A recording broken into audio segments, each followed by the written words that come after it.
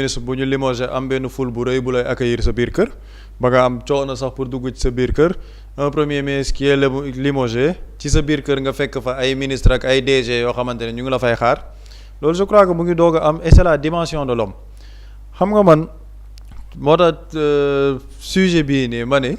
ñun dañoo baax di analyser rek mais le président Bassirou Diomaye Faye li mu wax ci Sonko ñun mënuñ wax lu ko ëpp moom moo ne Ousmane Sonko n'est pas dimensionné pour un poste de premier ministre moom moo ne moom wax dëgg ne yàlla dafa xeex 10 ans pour teg ko ci biir palais bi te pareegu ci def ko yéene parce que xam na ni mën na ko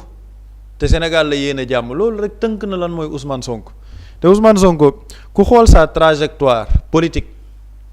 ci nga xam ne moo tax buri sànq muy wax ni gars yi dañuy demee yenn saa émotion bi c'est normal parce que cofeel bi ñu am ci nit ki la mooy ñi nga xamante ni dañuy ànd ak Ousmane Sonko politiquement mais ku xool sa trajectoire moom xam ne à chaque fois qu'une décision a été prise en son encontre maanaam lu mel ni daf koy suufeel ci la koy gën a yëkkati politiquement nañu xool fépp décret bi ko dàq ak bañ koy radier au niveau de l'administration Ousmane Sonko ba ñuy dindi immunité parlementaire am bi wax ay affaire de Adji Sarr Ousmane Sonko bañ ko xañee mu nekk candidat c'est-à-dire que lépp lu ñu mës a def administrativement kon Ousmane Sonko et politiquement daf ko gën a yëkkati te jamono jii la ko gën a yëkkati te loolu nag il faut que ñu jël décision wu ne il faut l'éjecter ñu xam ci fan la ñu jëm parce que fi ñu jëm il faut que ñu bañ ko ragal parce que loolu moom mooy la représentativité de notre démocratie Ousmane Sonko n'est pas un premier ministre comme les autres du premier ministre boo xam ne da nga koy dàq mu dem toogi ji këram amatul benn dayo ci biir réew mi day toogaat di looña xool ndax dinañ ko falaat feneen déedéet Ousmane Sonko mooy premier ministre bi joxoñ président ñu fal ko Ousmane Sonko mooy premier ministre bi fal une majorité à l'Assemblée nationale ayant toujours son mandat de député suspendu au niveau de l'Assemblée nationale bu ko neexee delluwaat au niveau de l'Assemblée nationale donc kooku du premier ministre boo xamante ne man moo tax am na benn jour ma koy wax ma ne la légitimité de Ousmane Sonko ne dépend pas du décret du président de la République sa légitimité moom démocratie moo ko may parce que dans toutes les démocraties qui se respectent celui qui contrôle le Parlement moom mooy diriger le gouvernement loolu moo am ci démocratie yépp Hongrie bi ñu mujj fii looloo fa xew Viktor Orban bañ ko daanelee ki ko remplace mooy Peter Magash actuellement c'est l'homme fort fële ca Hongrie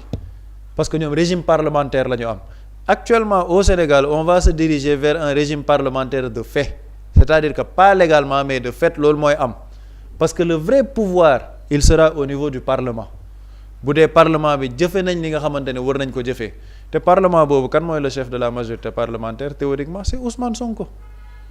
donc dans ce contexte-là surtout ñu ne la Assemblée nationale mënoo ko tas fii ak décembre mais tu le renforces politiquement Ousmane Sonko yàlla xam na ni ñi nga xamante ne dañ doon ànd ak moom politiquement ñoom am nañ lu leen métti de mais dañoo yàqamti woon sax ñu dàq wala moom mu jóge fa parce qu'il aura le temps de faire sa politique maanaam dina mën a am temps wu jàkkaarloog sénégalais wax sa vision surtout 2 ans après ba mu li mu dund au pouvoir parce que loolu les gens vont attendre Ousmane Sonko son ressenti par rapport au contact du pouvoir am na yu bëri yu Ousmane Sonko mënoon a wax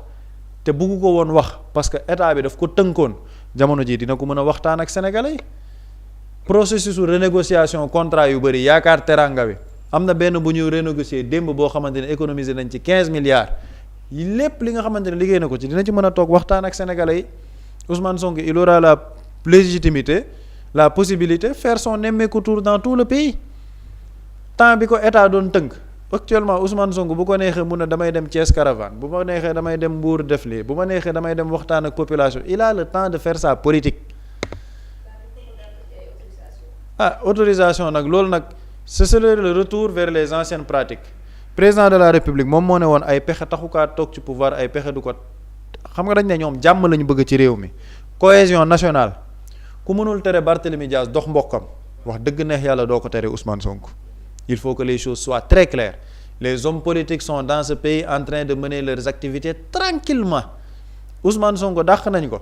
il revient dans l'opposition li ma ci métti rek mooy sama waa ji Omar Sow bi nga xamante ni moo nekkoon chef de l'opposition fan yi yëpp malheureusement day perdre statut am mais Ousmane Sonko revient dans l'opposition il aura le temps de faire sa politique waxtaan ak sénégalais yi et politique boobu nag malheureusement on peut aller droit vers une crise institutionnelle parce que li tax ma naan crise institutionnelle tey jii si le président de la République tabb un nouveau premier ministre ñu def un nouveau gouvernement boobu noonu bokkul gis-gis souverainiste bi nga xamante ni mooy projet bi fal le président Bassirou Diomaye Faye mais bu ñu ko yóbbee à l'Assemblée nationale def une motion de censure gouvernement bi daanu quelle est la répercussion c'est l'Assemblée nationale qui propose au président le nouveau premier ministre dans une démocratie normale c'est comme ça que ça se passe non li xew ca France kay bu xewee fii bu boobaa peut-être le président day nekk ci ay calcul parce que France législative yi gauche dafa jël li nga xam ne gagné mooy législative yi le président Macron pour ne pas respecter la démocratie nekk ci ay calcul ne day def un gouvernement bu boole ñëpp il n'a pas respecté la démocratie mais tey ji bu ñu demoon ci cas de figure boobu au Sénégal mais c'est-à-dire que bu dee gouvernement bi daa daanu ñoom ñoo war a proposer un premier ministre au président de la République léegi président bu ñu ñëwaatee ne ko Ousmane Sonko mooy nekk premier ministre qu'est-ce qui va se passer danaan du ma ko def il est tenu de le faire parce que c'est ça la démocratie loolu moom mooy loi yi nekk ci biir réew mi donc on va droit vers une crise institutionnelle bu fekkee ne war nañ dem ci loolu te loolu man li ma gën a métti mooy li gën a métti mooy dañoo nar a tardel réew mi effort yi nit ñi doon def depuis 2 ans mais gis nga le timing de cette décision là c'est un timing catastrophique on a une conjoncture économique difficile sénégalais yaa ngi jëm ci tabaski bi prix yaa ngi nar a yokk ji pour des calculs comme ça ñu nar a tardel réew mi 2 ans perdus c'est-à-dire qu'on aura perdu 2 ans et 2 ans yoo xam ne duñ ko rattraper parce que élection yaa ngi ñëw en 2027 léegi qu'est-ce qui va s'en suivre le président il va dissoudre l'Assemblée en décembre couplé ko avec les locales si tu fais ça le Pastef revient avec une autre majorité parce que loolu moom mooy la tendance politique bi ñu nekk di dund Pastef bu ñëwaatee avec une autre majorité qu'est-ce qu'on va faire loolu dans les démocraties qui se respectent man foofu analyse lay def dans les démocraties qui se respectent tey jii président bu dissoudroon Assemblée nationale en décembre ñu coupler les élections législatives et locales Pastef gagner majoritairement ces élections dans une démocratie qui se respecte le président doit démissionner looluy dëgg parce que président bu demee ak coalition boppam jàkkaarloog Pastef dans des élections qui sont couplées moom day dem proposer vision am Pastef dem proposer vision am peuple sénégalais bi bu tranché ne majoritairement je veux la vision de Pastef foofu quel est le message que le président doit recevoir mooy que peuple bi ànduñoo ak yow gis-gis te un président quand le peuple àndul ak yow gis-gis ce que tu dois faire démocratiquement c'est de démissionner loolu moom mooy notion wu démocratie man de boog loolu laa jàpp ni loolu moo xaw ci démocratie loolu mooy li logique léegi est-ce que nag dañuy egg ji foofu l'avenir nous en dira plus man nag damaa jàpp ni bu dee dañoo nar a demee ji foofu man le message que je veux lancer mooy ñi nga xamante ne am nañu ay postes les DG ak yooyu ak ñi nga xamante ne dañuy nekk ci plateau yi di alerter et les Sénégalais de manière beaucoup plus large bu kenn saraxe sa bopp jamono ji fu ñu dem fi ñuy jëm ci combat bi Sénégalais yi di mener c'est un combat d'intelligence bu kenn saraxe sa bopp parce que y a énormément de matière pour imposer un débat d'idées bi foofu la nit ñi war a orienté wu parce qu'au niveau des nominations que les gens scrutent énormément le profil qui sera au niveau du ministère de la Justice et du ministère de l'Intérieur ñaari profil yooyu na ci nit ñi bàyyi xel bu baax quel sera le message qui sera envoyé aux Sénégalais et la majorité bi nga xamante ni moom moo nekk di diriger le pays nit ñi nañu ànd ak lucidité et responsabilité dans leur prise de parole débat yi nañ ko orienté ci ay débat d'idées waxtaanee xam-xam parce qu'il y a assez de matière pour alerter sur le régime du président Bassirou Diomaye Faye conformément ak li mu jaayoon Sénégalais par rapport à des idées foofu laa ci woo ñëpp et ñi nga xamante ni nag ñoom ñooy les démons de la division ñi nga xamante ni dañoo xam mbir mi pour peut-être ay privilèges pour peut-être nguuru wala peut-être am yenn yoo xamante ni dinañ ci muccaat Idrissa Seck am na benn terme am na lu mu waxoon lu am solo gis nga mu ne dans la transition entre un ancien spermatozoïde et un futur cadavre il n'y a pas de pouvoir il n'y a que l'usufruit du pouvoir maanaam foofu doole amu fa diggante bi ngay judd ak bi ngay génn àddina foofu doole amu fa mirage pouvoir la parce que yàlla moom moo yore nguur yàlla moom moo yore pouvoir ñi jàpp ni lii nii yépp bu amee dañuy kontaan fëgg seen dënn xam ne ñoom ñoo ngi ci nguur jàpp ne instant yi nguuru mu ngi am nguuru boobu c'est un laps de temps ñi fi nekkoon di nguuru tey jii nañ xool seen situation ñoom ñëpp ci lu ñu nekk ndax bëgg nañ nekk ci situation boobu dans 3 ans lu jar a bàyyi xel la lu mat a bàyyi xel la ci transition boobu nit war na cee bàyyi xel bu baax xool sa relation vis-à-vis du peuple sénégalais est-ce que fii ak 3 ans ci li ngeen nar a def nii yëpp bu lii yëpp jeexee di ngeen mën a siggiwaat naan da ngeen di xool peuple sénégalais bi loolu nañ ci bàyyi xel bu baax ñoom ñi nga xamante ni ñoom ñoo travaillé lii yëpp pour qu'il y ait cette division mais au peuple sénégalais Buri mu ngi koy wax l'heure est à la mobilisation citoyenne loo xamante ne day nekk sur des débats d'idées tout l'objectif du système c'est de décourager le peuple sénégalais démobiliser leen pour que ñu ne politique moom wax dëgg neex yàlla jarul rey sa bopp ñoom ñëpp a yam ñëpp yamuñ il y a des gens dignes qui veulent que ce Sénégal change il y a une génération qui a porté un nouveau souffle une révolution et c'est à cette génération-là d'encadrer cette révolution et de la protéger nañu xool revisiter historiquement toutes les révolutions la révolution chinoise révolution yépp dafay am ay ndëgg sërëx dafay am ay obstacles et c'est au moment de ces obstacles-là que les révolutionnaires doivent être beaucoup plus motivés pour matérialiser cette révolution ci lan nañ investir les plateaux di waxtaanee xam-xam ñi ci mën a def ay vidéos nañ def seeni vidéos di alerter par rapport ak xam-xam di questionner le nouveau gouvernement qui nous sera présenté niveau d'exigence bi ñu amoon ci gouvernement bi jàll nañu am le triple ci li nar a ñëw parce que li nar a ñëw foofu la ñuy woo Sénégalais il faut que les Sénégalais se mobilisent pour défendre l'idéal bi nga xamante ne dañ cey xeex pendant 10 ans des dizaines de personnes dee ci am ñu bëri ñoo xam ne dañ cee yàqule am ñu bëri ñu loru la ci am ay familles yoo xam ne dañ cee tas cet idéal là les gens ne doivent pas accepter que par une décision ay nit naan dañuy démobiliser wu toog l'heure est à la mobilisation citoyenne de manière responsable et lucide di ko waxaat les deux profils là nañ ci bàyyi seen xel ba pare bu kenn saraxe boppam y a assez de matière pour faire un débat d'idées nañu orienter mbir mi ci débat d'idées et tempo bi foofu lañ ko war a teg lépp lu nit ñi war a alerter nañ ko alerter de manière responsable et citoyenne vite fait Pape Samba bala ma dellusiwaat ci Buri Abdou Aziz Samb moom mooy poser question que ni ndax fi situation bi toll nii assemblée nationale mënuñu proposer benn loi boo xamante ni day tax ñu supprimer poste premier ministre indi vice-président. loolu après ça dépendra de l'Assemblée nationale conformément ak ñoom ni ñu xalaatee ni ñoom noonu la ñu war a liggéeyee te loolu tamit ça dépendra aussi des prérogatives peut-être du groupe parlementaire bi nga xamante ni majoritaire na fa parce que proposition de loi yi mën a ñëw bëri na proposition de loi benn contre la non restructuration de la dette maanaam résolution loolu mën na ñëw beneen proposition de loi boo xamante ne agité woon nañ ko fi pour que président de la République bu bëggee dissoudre l'Assemblée nationale une deuxième fois qu'il mette en jeu son mandat présidentiel loolu mën na ñëw loolu c'est une proposition de loi très logique parce que quand même si le président de la République veut encore une fois dissoudre l'Assemblée nationale bu dee wóolu na boppam par rapport à sa représentativité populaire il n'a qu'à mettre son mandat en jeu sénégalais yi tranché xam fan la ñu far buñ ko defoon lépp carte gi leer donc l'Assemblée nationale ñoom li nekk seen kanam bëri na man fi ma leen di njëkk woo nag la première urgence de l'Assemblée nationale c'est la loi encadrant les fonds politiques ci man foofu la ñu war a njëkk a jublu parce que fonds politique apparemment moom la ñuy tere nit ñi ñu wax ko ci réew mi les fonds politiques li seen programme wax nañ def une proposition de loi encadrant les fonds politiques définissant la notion de fonds politique le contrôle spécifique bi ñu ci war a def sénégalais am ci lu leer naññ buñ ko defee si l'Assemblée nationale fait la proposition de loi dañ koy yóbbu au niveau de l'Assemblée nationale voté ko yóbbul ko président de la République si le président ne promulgue pas l'Assemblée promulgue de droit moo tax sànq ma ne on est dans un régime parlementaire de fait loolu nag Assemblée moom moo war a xam doole gi mu am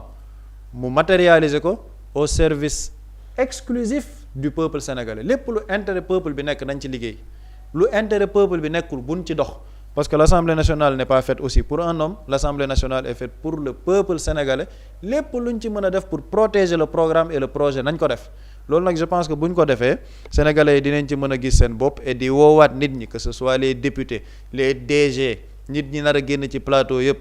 bul kenn saraxe sa bopp rester lucide et responsable. mel ni situation bi fi mu toll nii question bi ñëpp di posé wu moom mooy ëllëgu Ousmane Sonko ak parti bi di Pastef ci wàllum politique. oui je pense que ëllëgu Ousmane Sonko nit la koo xamante ne nii man je me dis que il s'est préparé sur tout imaginez Ousmane Sonko à quel moment la xalaat ni d'abord dañuy dem législative avec suñu parti parce que xam na ni trahison mën na am xam na ni cette coalition là ñu demee à la présidentielle am na ci ñoo xamante ni nii tey bu ma leen yóbbee assemblée nationale ëllëg leneen nga fay gis mais yamu ci loolu bi mu amee légitimité ba mu amee cette majorité plutôt en tant que député parce qu'il était tête de liste démissionné wul dafa suspendre son mandat le temps que mu dem accomplir fonction premier ministre au niveau de la primature ëllëg bis bu demee ba amatul cette fonction en tant que premier ministre xam ni ñaari fonctions yi compatible nga koy exercer au même moment mu delluwaat mandat bi mu suspendre woon dem occuper ko c'est-à-dire poste ba mu fa bàyyi woon poste vacant la amul ku ko remplacer dafay dem récupérer waat poste am c'est-à-dire que dafay dellu assemblée nationale. maintenant loolu nag après pour man mbiru parti la am na ci ñu jàpp ni tey xañ nañ ko mu nekk le chef du gouvernement il a la possibilité tey nekk la deuxième personnalité de l'État par exemple si El Malick Ndiaye démissionne il a la possibilité ñu tabb dañuy assemblée dafay tabb président bu bees et buy tabb président bu bees parce que mu am la majorité il va devenir président de l'Assemblée nationale et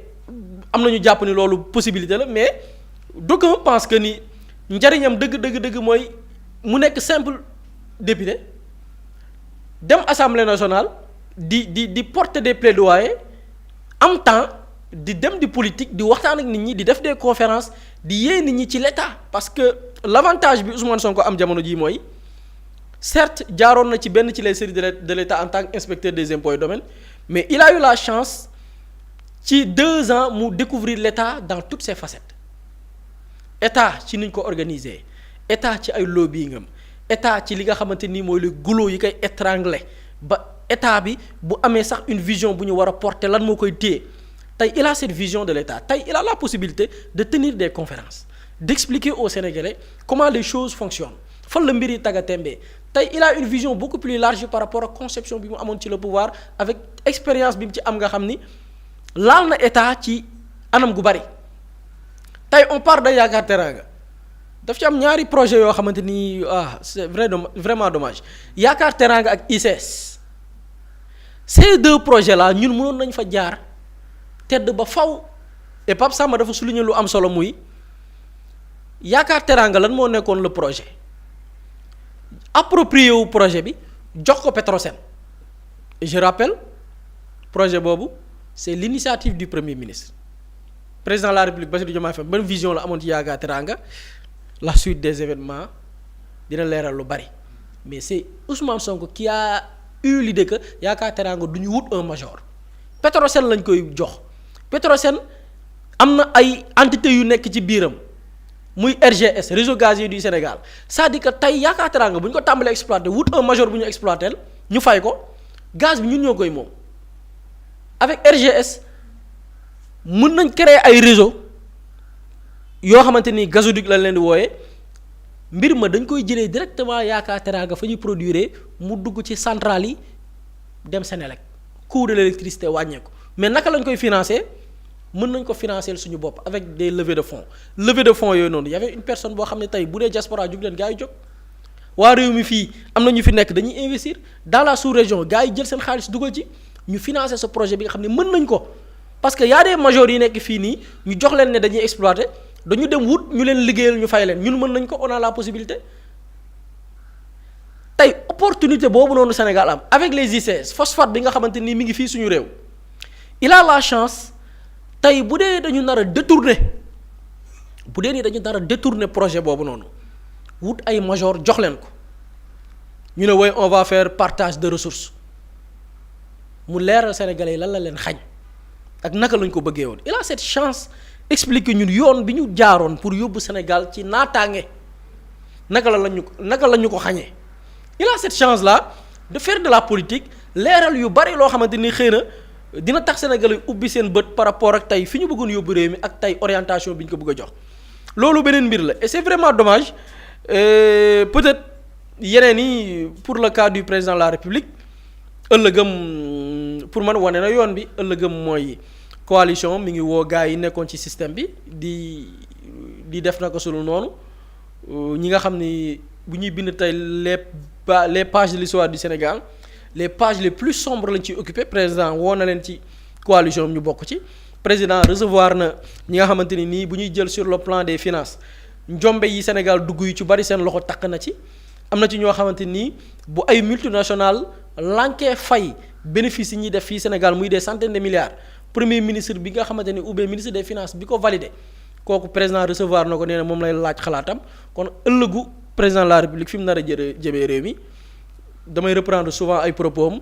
bi ñu ko laajee ci Amadou Ba mu ne Amadou Ba il est expérimenté en quoi complot combine coup bas kon tey il faut s'attendre à ce que président bi waxoon loolu woo Amadou Ba expérience bi ko Amadou Ba mën a indil mooy complot coup bas combine ëllëgu Sénégal. par rapport ak gouvernement 2 bi nga xamante ni war na ñëw pour mu jiite li nga xamante ni. 3 parce que. 3 oui exactement. pour mu jiite liggéey bi nga xamante ni premier ministre Ousmane Sonko jiite woon na ko. bon le président pour man moo xam ne mi tojee bopp jana xam moom tey il a la prérogative tànn ku ko neex peut-être loolu c'est purement personnel c'est purement politique peut-être ñun en tant que journaliste mënuñu pressentir des personnes même bu fekkee amoon na ñuy faire des yeux doux. au poste du premier ministre am ñoo xam ne loolu rek mooy seen rêve tey bu leen ko président nommé ñi ngi vivre seen best life donc ñooñu peut-être président wóolu leen mais possibilité bi Pape Samba wax aussi possible mën na nekk parce que le président il a une méthode boo xam ne les Sénégalais décelé nañ ko quoi parfois da ngay gis par exemple mu jël benn direction dindi fa un pastéfien boo xamante ni c'est un radical projet bi la gëm. remplacer ko ak beneen pastéfien nit ñi ne non c'est Pastef dans Pastef fekk pastéfien boobu mu remplacer ak keneen ku bokk Pastef boobu noonu jikkoy kulu naa la yor am na ci benn direction boo xam ne bëgguma ko citer pastéfien la ñu dàq remplacer ko ak keneen ku bokk Pastef mais ki ñu remplacer tam bokk Pastef kooku dàq nañ ko Pastef parce que dafa sàcc xaalis am na kon remplacé par un pastéfien avec un autre pastéfien. Il y a un pastéfien et un pastéfien il y a des pastéfiens qui croient au projet jub am jikko yu baax mais noonu la amee ay pastéfiens yu dëng yoo xamante ni itam mën nañ jël un pastéfien non c'est Pastef c'est nous dans nous alors que pastéfien boobu noonu boo ko xoolee ku dëng la ku jubadi la donc loolu aussi éventualité Sénégalais au fait kenn mënu leen tuur lëndëm gis nga nit ñi dañuy yeewu au fait dëkk bi nit ñi xam nañ quoi en fait maintenant on va essayer de voir lan lay joxe et les Sénégalais vont observer.